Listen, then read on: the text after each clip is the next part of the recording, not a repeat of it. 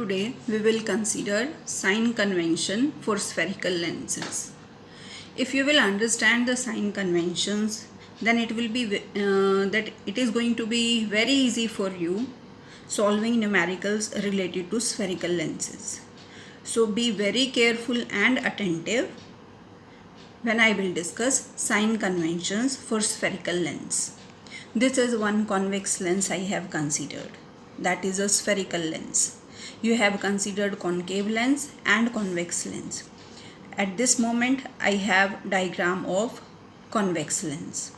This is representing the optical center of convex lens. The rules for sign convention: first rule is all the distances which are parallel to principal axis will be measured from optical center.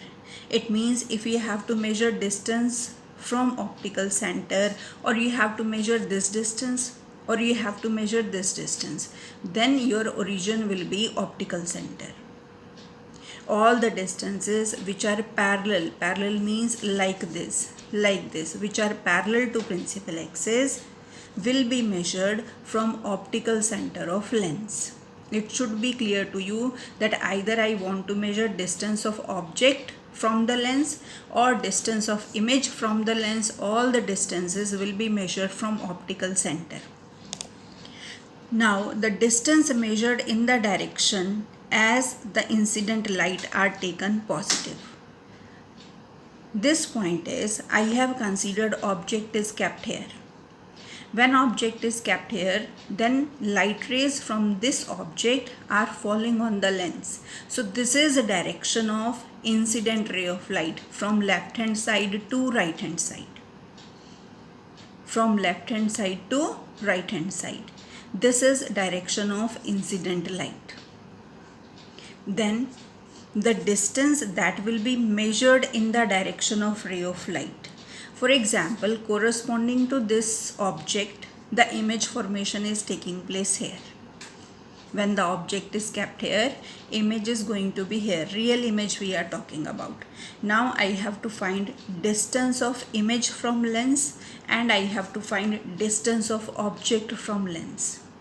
So as first rule says that all the distances will be measured from optical center. So to measure the distance of image, I am searching distance starting from point O to this point. It means this is the distance that I am looking for. And this distance, this arrow starting from O to position of image is pointing in the same direction. What is the direction of incident light? Incident light is also going from left to right. This is also going from left to right. From this side, see this arrow and this arrow both are parallel to each other. It means this distance will be taken as positive. And the distance that you will consider opposite to the direction of incident light, that will be considered to be negative. Means if you want to measure the distance of object from the optical center, then you have to move in this direction from optical. So when direction of incident light and the direction in which you want to measure the distance both are anti-parallel, then that distance will be considered to be negative. If they are parallel, then that distance will be considered to be positive. In your NCERT book, this is given like this, that this is optical center. Object will always be kept towards the left side of optical center. So all the distances that you are going to measure in left hand side, they will be negative, and in right hand side they will be positive. It means they are going to consider this to be origin. This is a positive direction of x-axis. This is negative direction of x-axis. So this side distance will be positive. This side distance will be negative. This rule is applicable only and only when you are having one condition, that object is kept on the left side of the lens. Otherwise, the basic rule is all the distances which are in the direction of incident ray of light, they will be positive, and all the distances which will be against the direction of incident ray of light will be negative. Next point is the distance measured which is perpendicular to and above principal axis. This is your principal axis. If you will measure the height of this object, then this height is perpendicular to principal axis and pointing in upward direction. So this distance, this height of object will be positive. If you will consider height of image, this is perpendicular to principal axis. Now this will be considered to be negative height and this will be considered to be positive height. So distance is measured perpendicular to and above the principal axis. This is above the principal axis, so it will be positive. This is below the principal axis, so this height will be negative.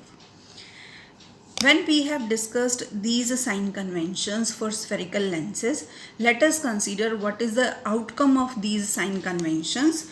First, we are going to consider convex lens, then we will consider concave lens. Following these rules, the focal length of convex lens comes out to be positive and focal length of concave lens comes out to be negative. Let us focus on this. This is convex lens. A parallel beam of light is coming and after refraction, these rays will meet at focus. So this gap is giving me focal length. So to measure this gap, I will move from O to F2. Now this arrow and this arrow, they are pointing in the same direction. It means this distance I am going to measure in the direction of incident ray of light. So this OF2, this gap between OF2 that I am representing by F, focal length, this focal length will come out to be positive. And let us consider the same rule for concave lens. Parallel beam of light after refraction will appear to diverge from a point that is known as focus. To find its focal length, I will measure this gap. So I have to move from optical center to this point. Now see, this arrow and this arrow both are pointing in opposite direction. So according to this rule, this focal length will come out to be with negative sign. OF1, this is focal length F, that will come out to be with negative sign. So when you will solve numericals, always keep in your mind focal length of convex lens is positive and focal length of concave lens is negative. Next outcome of the sign conventions, the distance of real image will be positive and for virtual image distance will be negative. This I have already discussed with you. In case of convex lens, if virtual image formation will take place, this is virtual image formation. In this case also one case was there when the object was kept between O and F.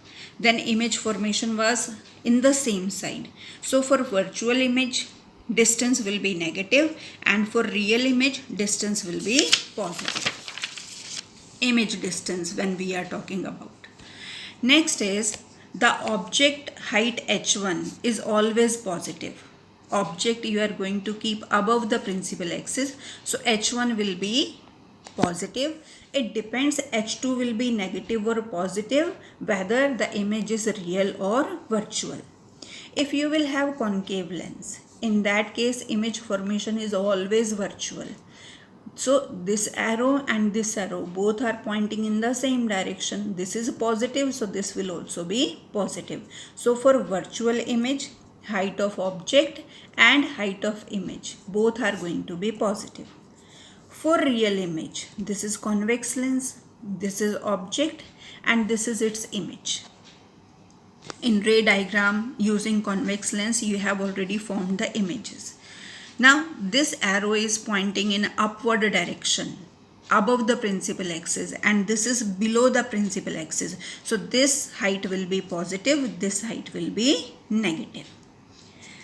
Next is object distance. We are going to consider negative because to measure object distance, that is u. Object distance we will represent by u.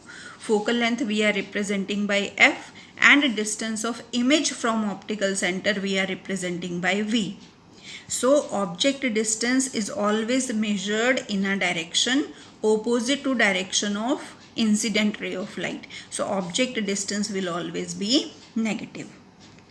If I want to connect U, V and F using one formula, then that formula is known as lens formula, where U is representing distance of object from lens, V is representing distance of image from lens, lens means optical center, and F is representing the focal length.